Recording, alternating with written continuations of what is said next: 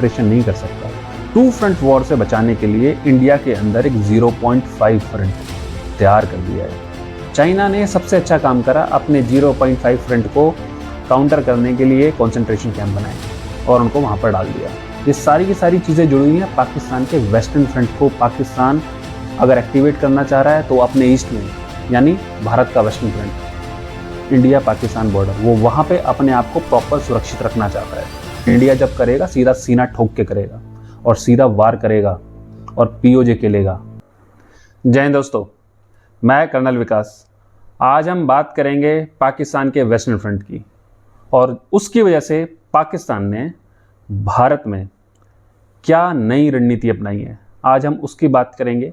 आपको इस वक्त हर जगह सिर्फ एक ही चीज़ के बारे में बताया जा रहा है कि पाकिस्तान स्पॉन्सर टेररिज्म इंडिया में कितना ज़्यादा फैल रहा है, लेकिन उसके फैलने के पीछे के कारण अचानक से पिछले 2 महीने में ऐसा क्या हुआ कि इंडिया के हर कोने से OGW स्लीपर सेल बहुत ज़्यादा एक्टिव हो गए हैं। उनके एक्टिव होने का कारण आखिर है क्या, हम उसके ऊपर तवज्जो नहीं दे रहे हैं। हमें इसके बारे में भी सोचने की ज़रूरत है कि ऐसा क्या हुआ है ऑपरेशन सिंदूर के बाद कि इंडिया में पिछले 2 महीने के अंदर 8 से ज़्यादा ऐसे इंसिडेंट्स हुए हैं जिसमें पाकिस्तान स्पॉन्सर 0.5 फ्रंट बहुत ज़्यादा एक्टिव दिख रहा है, OGWs बहुत ज़्यादा एक्टिव दिख रहे हैं। उसका रीज़न है ISI का नया खेल, और वो शुरू होता है भारत के बॉर्डर पे नहीं, डूरंड लाइन के ऊपर। डूरंड लाइन पर अफ़गानिस्तान ने पाकिस्तान की नाक में दम किया हुआ है।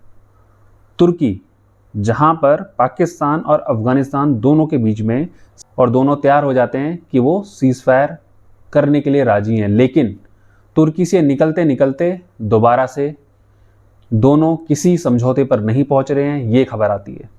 इसका मतलब कहीं ना कहीं उनके आपसी रिश्तों के बीच में जो विश्वास था वो ख़त्म हो गया, और उस विश्वास के ख़त्म होने का सबसे बड़ा रीज़न है पाकिस्तान और उसकी आर्मी और ISI। उनकी गवर्नमेंट, आर्मी और ISI, ये तीनों अलग अलग दिशाओं में काम करते हैं। पाकिस्तान की आर्मी और ISI की वजह से ही ऑपरेशन सिंदूर के बाद इस वक्त भारत में OGW और स्लीपर सेल्स बहुत ज़्यादा एक्टिव हैं। आज हम बात करेंगे कि ऐसा क्यों हो रहा है, इसके पीछे का सबसे बड़ा रीज़न क्या है। आज हम इन चीज़ों के ऊपर एनालिसिस करेंगे। तो शुरू करते हैं सबसे पहले डूरंड लाइन। डूरंड लाइन इस वक्त बहुत ज़्यादा धधक रही है और अफ़गानिस्तान को और पाकिस्तान को डेली $1 मिलियन का नुकसान हो रहा है व्यापार में। बात करते हैं तोरखाम बॉर्डर, जहां पे 2600 से ज़्यादा अफ़गानियों को अभी तक पाकिस्तान वापस अफ़गानिस्तान में भेज चुका है, और वहां पर इस वक्त कंडीशन बहुत ज़्यादा गर्म है। आपने अभी कुछ दिन पहले कुछ वीडियोस देखे होंगे जिसमें पाकिस्तान की आर्मी अपनी मूवमेंट वेस्टर्न बॉर्डर की तरफ ज़्यादा दिखा रही है। वहाँ पर उनके आर्मर्ड व्हीकल्स, उनकी आर्मी ट्रेन्स, पूरा सामान, साजो सामान आर्मी का लदा हुआ है और वो उस तरफ जा रहा है। इसका मतलब पाकिस्तान आर्मी अपना पूरा कंसंट्रेशन इस वक्त वेस्टर्न बॉर्डर्स पे, यानी डूरंड लाइन पे रखना चाह रही है। लेकिन अगर वो डूरंड लाइन पे अपना पूरा कंसंट्रेशन कर रही है तो उसके eastern front, Bharat Pakistan border, उसको वो कैसे देखेगी, उसको कैसे संभालेगी? तो उसको संभालने की जिम्मेदारी उसने दी है ISI को, क्योंकि वो डायरेक्ट इंडिया के साथ कन्फ्रंट्रेशन नहीं कर सकता। पाकिस्तान कभी भी 2 फ्रंट वॉर नहीं लड़ सकता, तो उसने अपने आप को 2 फ्रंट वॉर से बचाने के लिए इंडिया के अंदर एक 0.5 फ्रंट तैयार कर दिया है, और वो हैं OGWs और स्लीपर सेल्स, जो सिर्फ और सिर्फ पाकिस्तानी आकाओं के इशारों पर काम करते हैं। वही हमने पिछले 2 महीने में देखा है। उसी से रिलेटेड है ये न्यूज़, जिसमें हम देखेंगे कि पिछले 2 महीने में 8 जगहों पर ऐसे 8 इंसिडेंट्स हुए हैं जिनमें Pakistani OGWs, sleeper cells, ISIS, al Qaeda से रिलेटेड बहुत सारे लोगों को पकड़ा गया है, टेररिस्ट को पकड़ा गया है। दिल्ली ब्लास्ट भी इन्हीं लोगों का काम था। तो सबसे पहले आते हैं 8 terror plots foiled in 30 days, how security agencies of India silently averted catastrophe। In the past 30 days, India's security agencies have foiled 8 major terror plots linked to ISIS, Al-Qaeda, JEM, TTP और ISIS backed groups, seizing massive explosive and weapons. इसका मतलब India ने पिछले 30 दिनों के अंदर, 1.5 महीने के अंदर, to be precise, 8 terrorist incidents को अवर्ट किया है। इंडिया ने पिछले 30 दिनों के अंदर 8 जगहों से टेररिस्ट को पकड़ा है। ये मास कॉन्स्पिरेसी है। 0.5 फ्रंट इंडिया में इस वक्त खुल के खेल रहा है और हमारी एजेंसीज जिन्होंने, काबिल तारीफ है, एक इंसिडेंट हुआ है दिल्ली, उसके अलावा उन्होंने हर इंसिडेंट के होने से पहले इन OGWs को पकड़ा है, इन स्लीपर सेल्स को पकड़ा है, इन टेररिस्ट को पकड़ा है। इसका मतलब वो अपना काम बिल्कुल ढंग से कर रहे हैं। उनको हर बार कामयाब होना पड़ता है और टेररिस्ट को सिर्फ एक बार कामयाब होने की ज़रूरत है। हमारी एजेंसीज लगी हुई है दिन रात इन लोगों को पकड़ने में और ये सारा का सारा खेल रच रहा है पाकिस्तान। पाकिस्तान 2 फ्रंट वॉर नहीं लड़ सकता, इसलिए उसने इंडिया में 0.5 फ्रंट तैयार कर दिया। इससे होगा क्या? पाकिस्तान ने इंडिया की सिक्योरिटी एजेंसीज, इंटेलिजेंस एजेंसीज को आज इंटरनली इंडिया में इतना ज़्यादा मशगूल कर दिया है और उनके मशगूल होने से हुआ क्या है, इंडिया का पूरा फोकस इंटरनल सिक्योरिटी पे चला गया है। इंटरनल सिक्योरिटी पे फोकस जाने से पाकिस्तान को अपनी लड़ाई उनके वेस्टर्न बॉर्डर्स पे लड़ने में आसानी होगी, क्योंकि उसको खतरा है कि इंडिया कभी भी उसके ऊपर पाकिस्तान ऑक्यूपाइड कश्मीर को लेने के लिए कोई भी कार्रवाई कर सकता है। इन चीज़ों से बचने के लिए वो इस तरह की चीज़ें लेके आ रहा है बीच में। और सबसे बड़ी बात है कि वो ना तो पीछे कोई ट्रेल छोड़ने की कोशिश कर रहा है, डिनाइबल एटीट्यूड में है इस वक्त वो, क्योंकि जितने भी उनके OGWs है वो 40 साल का जो उन्होंने नेटवर्क तैयार किया है उसका हिस्सा है वो। और पहले जैश ए मोहम्मद जैसे ग्रुप्स पाकिस्तान में बैठकर फ़ोन्स के ऊपर, सैटेलाइट फ़ोन के ऊपर बातें करते थे और कम्युनिकेशन करते थे, लेकिन अभी इन्होंने दूसरी टैक्टिक्स अपनाई हैं। ये लोग पाकिस्तान में बैठ ही नहीं रहे, ये किसी तीसरी कंट्री से जाके बात करते हैं, जिससे कि जो ट्रेल्स हैं वो आएंगी किसी तीसरी कंट्री की, ना कि पाकिस्तान के। तो पाकिस्तान का डायरेक्ट कनेक्शन एस्टेब्लिश करने में प्रॉब्लम्स आ रही हैं। पाकिस्तानी नेशनल्स हो सकते हैं, लेकिन उनका डायरेक्ट कनेक्शन एस्टेब्लिश करने में प्रॉब्लम आ रही है। इसका मतलब पाकिस्तान खुला बोल सकता है कि मैं तो हूँ ही नहीं और ना मेरे यहाँ से कोई जा रहा है। वो कुछ मिसक्रिएंट्स हैं जो कर रहे हैं, आप उन पर कार्रवाई करिए, पकड़िए, मेरे पास तो कोई नहीं है, वो कहीं और बैठे हैं। तुर्की में था कोई बंदा उनके पास, लेकिन तुर्की से क्या वो अफगानिस्तान आया? तो क्या वो पाकिस्तान आया? उसे एस्टेब्लिश करना सबसे बड़ी प्रॉब्लम है और इसी चीज़ का फ़ायदा पाकिस्तान उठा रहा है। तो पाकिस्तान ने क्या करा है, अभी सिर्फ अपनी लड़ाई लड़ने के लिए इंडिया को इंटरनली इंगेज कर दिया। आप लोगों ने वीडियो देखा होगा, अभी एक वीडियो देखिए जो मेरे बराबर में चल रहा है, जिसमें आप देखेंगे पाकिस्तानी जो ट्रेन्स हैं वो उनके आर्मड व्हीकल के साथ मूव कर रही है। ये क्या है? ये Pakistani tanks, Pakistani armoured vehicles trains पर किस तरफ जा रहे हैं? ये जा रहे हैं ड्यूरेंट लाइन की तरफ। पाकिस्तान किसी बड़े ऑपरेशन की तैयारी कर रहा है अफगानिस्तान की तरफ, तो अपना पूरा फोकस उस तरफ रखना चाहता है और उसी फोकस को वहाँ पर बनाए रखने के लिए उसने इंडिया का फोकस और इंडिया की सिक्योरिटी एजेंसीज का फोकस इंटरनल कर दिया है। अभी ऑपरेशन सिंदूर के बाद पाकिस्तान को इतना बड़ा झटका लगा है, उसे पता है कि अगर वो किसी भी टेररिस्ट एक्टिविटी में डायरेक्टली इन्वॉल्व होगा तो इंडिया उसका मुंह तोड़ जवाब देगा और पाकिस्तान शायद बचे भी ना। पाकिस्तान के टुकड़े हो सकते हैं अगर वो इस बार ऐसी कोई कार्रवाई कर रहा है। हमारी सिक्योरिटी एजेंसीज फिर भी कामयाब हो रही हैं, इनका जो कनेक्शन है उसको पाकिस्तान तक एस्टेब्लिश करने में, लेकिन उन्होंने बहुत ज़्यादा संयमित और सोच समझ के साथ अपनी इन्वेस्टिगेशंस को आगे बढ़ाया है और जब सही समय आएगा तो वो लोग बताएंगे कि किस कंट्री से उनके हैंडलर्स बात कर रहे थे। पर ये पक्का है, लश्कर-ए-तोयबा और जैश-ए-मोहम्मद आज भी एक्टिव है और उन्हीं लोगों ने जो स्लीपर सेल्स इंडिया में बैठा के रखे थे उनको एक्टिवेट किया है। और वही लोग आज इंडिया में डिफरेंट लोकेशंस पे, लोकेशंस मैं बता देता हूँ कहाँ कहाँ पकड़े गए हैं वो। देखिए, Faridabad explosive 2900 kg ammonium nitrate. ये जो इंसिडेंट है, ये इंसिडेंट सबसे बड़ा इंसिडेंट है इंडिया में किसी भी प्रकार का एक्सप्लोजिव पकड़े जाने का रिसेंट पास्ट में। इससे पहले इतना बड़ा कोई भी एक्सप्लोजिव नहीं पकड़ा गया। हाँ, ये RDX नहीं है, लेकिन ये एक्सप्लोजिव है और इसको प्रॉपरली इन लोगों ने दिल्ली ब्लास्ट में यूटिलाइज किया। ये बहुत बड़ा नेक्सस है और ये नेक्सस बगैर अपने आकाओं के, अपने हैंडलर्स के काम नहीं कर रहा है। वाइट कॉलर नेक्सस है ये 0.5 फ्रंट है, जिसके लिए हमें और ज़्यादा कड़े कदम उठाने पड़ेंगे। ये कड़े कदम ऐसे होने चाहिए कि ये लोग इस तरह की हरकतें करने से 100 बार सोचें। हमें ये लगता है कि चाइना बड़ी सेफ कंट्री है, पर चाइना सेफ कंट्री क्यों है? चाइना में भी 2014-15 से पहले बहुत ज़्यादा बम ब्लास्ट होते थे।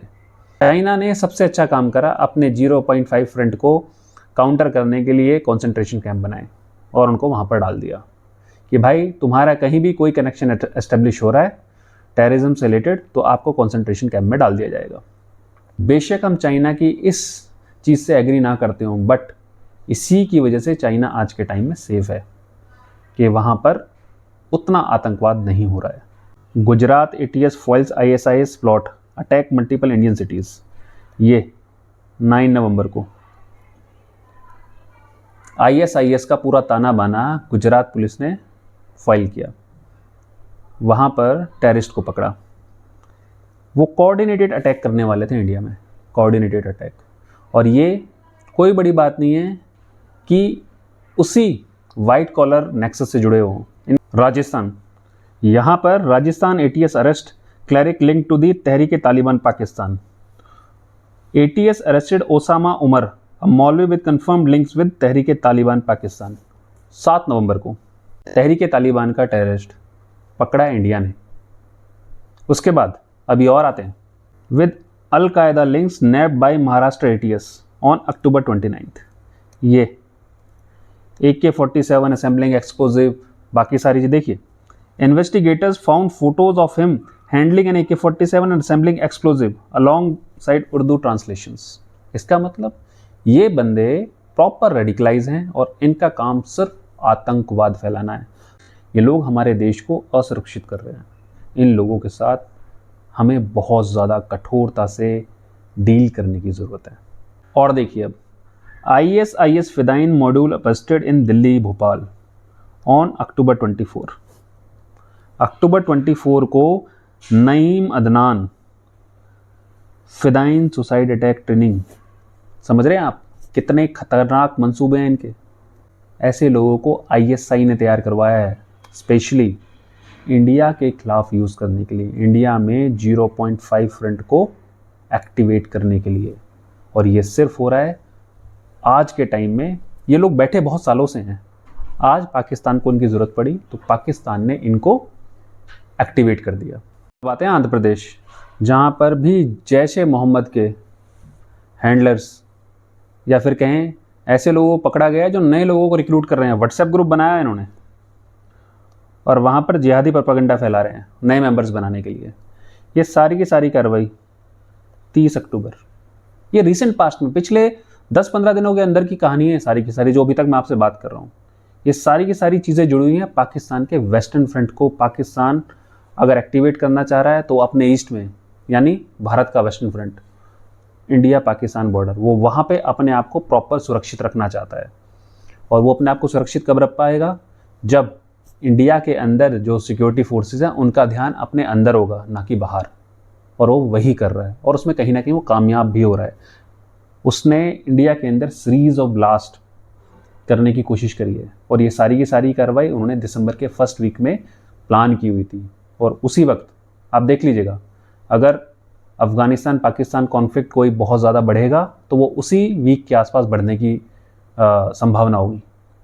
उसका रीज़न ही होता कि इंडिया को इंटरनली वो बहुत ज़्यादा इंगेज कर देता, लेकिन इंडिया के पास कोई सबूत नहीं होता ये चीज़ें कहाँ से हो रही हैं और कौन इनको हैंडल कर रहा है। अब एक और देखिए, cross border arms and drug smuggling module busted in Punjab, October 15। Punjab police Amritsar dismantled a cross border arms and narcotic network with direct link to Pakistan. ये सारे के सारे नेटवर्क्स कहीं ना कहीं पाकिस्तान से जुड़े हुए मिलेंगे आपको। पाकिस्तान ने ऐसा कोई OGVW और स्लीपर सेल नहीं छोड़ा है जिसको उसने एक्टिवेट नहीं किया इंडिया में। वो अपना पूरा जोर लगा रहा है इंडिया को कहीं ना कहीं डिस्टेबल करने के लिए। उसने बब्बर खालसा, देखिए Babbar Khalsa international module crush in Jalandhar on October 9 in another break through the Punjab counter intelligence wing arrested 2 operatives of Babbar Khalsa International and recovered 2.5 kg RDX इन जालंधर। उसने इंडिया को डिस्टेबलाइज करने के लिए कोई कोर कसर नहीं छोड़ी है। पाकिस्तान के डिफेंस मिनिस्टर ख्वाजा आसिफ बहुत क्लियर बोलते हैं और इससे सारी चीज़ें क्लियर हो जाती हैं कि पाकिस्तान कितना डरा हुआ है, और वो इस तरह की चीज़ें हमेशा अपने डिफेंस मिनिस्टर से बुलवाता है। आप देखिएगा जब भी वो कोई उल्टी सीधी बयानबाजी करवाना चाहते हैं तो वो अपने जो पॉलिटिशियंस होते हैं उनसे करवाते हैं। उनकी आर्मी कहीं ना कहीं लाइमलाइट में आने की कोशिश नहीं करती है इन चीज़ों में, और यहाँ भी ऐसा ही हुआ है। देखिए, Pakistan ready for 2 front war, Khawaja Asif latest provocation against India. He claimed that Kabul was fighting India's proxy war along the Durand line. Khawaja Asif बोलता है कि अफगानिस्तान इंडिया की प्रॉक्सी वॉर लड़ रहा है। इंडिया को अपनी प्रॉक्सी वॉर लड़वाने की किसी की ज़रूरत नहीं है। इंडिया बहुत कैपेबल है। इंडिया जब करेगा सीधा सीना ठोक के करेगा और सीधा वार करेगा और POJ के लेगा। जो पाकिस्तान ने गलत तरीके से कब्जा किया हुआ है वो भारत का हिस्सा है और भारत का अखंड हिस्सा है, और भारत एक ना एक दिन उसको लेगा। तो पाकिस्तान को ये क्लेम करने की ज़रूरत नहीं है कि इंडिया प्रॉक्सीज के थ्रू लड़ाई लड़ रहा है। इंडिया कभी प्रॉक्सीज के थ्रू लड़ाई नहीं लड़ता। इंडिया की army, air force, navy, arm forces properly बहुत ज़्यादा कैपेबल है, और वो जब चाहेंगे तब अपनी मर्जी से अटैक करेंगे और अपने हिस्सों को वापस क्लेम कर लेंगे जब इंडिया को ज़रूरत होगी। वो इंडिया का अपना डिसीजन है। ये सारी चीज़ें जो भी हमने बात करी है ये बिल्कुल साफ साफ तस्वीर को दिखाती है कि पाकिस्तान इंडिया की इंटरनल सिक्योरिटी को कहीं ना कहीं हार्म करना चाहता है। इंटरनल एजेंसीज़ को कहीं ना कहीं वो बिजी रखना चाहता है कि उनका ध्यान पाकिस्तान की हरकतों की तरफ न जाए और पाकिस्तान कोई बड़ा प्लान कर सके। और पाकिस्तान ने अपना पूरा जोर लगा के जितने उसके OGWs थे, जितने उसके स्लीपर सेल्स हैं इंडिया में, उनको हर जगह एक्टिवेट कर दिया है। आपको हर दूसरे दिन इंडिया में कोई ना कोई खबर मिल रही है कि आज यहाँ पे ये हुआ है, और इंडिया का OGWs पकड़े हुए हैं, स्लीपर सेल्स पकड़े हैं, टेररिस्ट पकड़े हैं इंडिया में, वहाँ पे ब्लास्ट हुआ। अभी लेटेस्ट जो ब्लास्ट कश्मीर में हुआ है वो बेशक किसी ने नहीं किया है, वो जो मिस हैंडलिंग की वजह से हुआ है, लेकिन कहीं ना कहीं उसके तार तो जुड़े हुए उसी ब्लास्ट से है ना जो दिल्ली में हुआ। वो पूरा का पूरा जो अमोनियम नाइट्रेट वहाँ पर लेके गए और उसकी मिस हैंडलिंग हुई, उसमें हमारे 9 लोग मरे। उसका भी जिम्मेदारी पाकिस्तान बेस्ड उन टेररिस्ट नेटवर्क्स को लेनी पड़ेगी, ISI को लेनी पड़ेगी। ये सारे के सारे पाकिस्तान के ही किए कराए की कहानी है। ड्यूरंड लाइन के ऊपर सभी गेट्स बंद हैं, वहाँ पर कोई ट्रेड नहीं हो रहा है। अफ़गानिस्तान और पाकिस्तान को रोज़ $1 मिलियन का नुकसान हो रहा है, और वो नुकसान अफ़गानिस्तान से ज़्यादा पाकिस्तान को अफेक्ट कर रहा है, क्योंकि अफ़गानिस्तान के पास इंडिया का बनाया हुआ चाहबार पोर्ट बिल्कुल तैयार है। इस वक्त अफ़गानिस्तान में इंडिया ने जो रोड नेटवर्क तैयार किया है वो अफ़गानिस्तान की लाइफलाइन बना हुआ है। उसी की वजह से अफ़गानिस्तान उस रोड नेटवर्क को यूज़ करते हुए चाहबार पोर्ट जाएगा, वहाँ से अपना ट्रेड है वो करता रहेगा। सेंट्रल एशियन कंट्रीज से वो अपना ट्रेड करेगा, लेकिन नुकसान सिर्फ और सिर्फ पाकिस्तान को है, और ये नुकसान पाकिस्तान को अफेक्ट कर रहा है कहीं ना कहीं। और उसी की वजह से अफ़गानिस्तान और पाकिस्तान इस वक्त एक वॉर की सिचुएशन में आ चुके हैं। और आप देखिएगा कुछ दिनों में ये खबरें आएंगी। पाकिस्तान की मिलिट्री पावर अफ़गानिस्तान से ज़्यादा है, कोई डाउट नहीं है, लेकिन अफ़गानिस्तानी जो लोग हैं उन्होंने रशियंस को, अमेरिकन्स को बाहर भगाया है, तो पाकिस्तान की तो कोई बिसात ही नहीं है। पाकिस्तान अफ़गानिस्तान के सामने ज़्यादा दिन नहीं टिक सकता। जब अमेरिका जैसी कंट्री अफ़गानिस्तान के सामने नहीं टिक पाई तो पाकिस्तान की तो कोई औकात ही नहीं है। और रही बात इंडिया की, इंडिया अपने टाइम पे अपना काम करेगा और जब उसका दिल करेगा वो पाकिस्तान को सबक सिखाएगा। और दिल्ली ब्लास्ट कहीं ना कहीं पाकिस्तान से जुड़ा हुआ है, जैश ए मोहम्मद से जुड़ा हुआ है, और पाकिस्तान को उसकी जवाबदारी देनी पड़ेगी। पाकिस्तान की जवाबदेही है, आईएसआई की जवाबदेही है कि उसने ही इंडिया को डिस्टेबलाइज करने के लिए इन लोगों को इंडिया में तैयार किया है। और पाकिस्तान को ये चीज़ कहीं ना कहीं कभी ना कभी भुगतनी पड़ेगी। कोई बड़ी बात नहीं है कि ऑपरेशन सिंदूर 2 कभी भी हो जाए, और जब ऑपरेशन सिंदूर 2 होगा तो ऑपरेशन सिंदूर से भी बहुत ज़्यादा खतरनाक होगा और पाकिस्तान इस बार संभल नहीं पाएगा। तो इसी के साथ आज ये वीडियो ख़त्म करते हैं दोस्तों। अगर आपको मेरा ये वीडियो पसंद आया तो लाइक, सब्सक्राइब और शेयर पक्का कीजिएगा। बाकी मिलते हैं अगले वीडियो में, तब तक जय हिंद, जय भारत।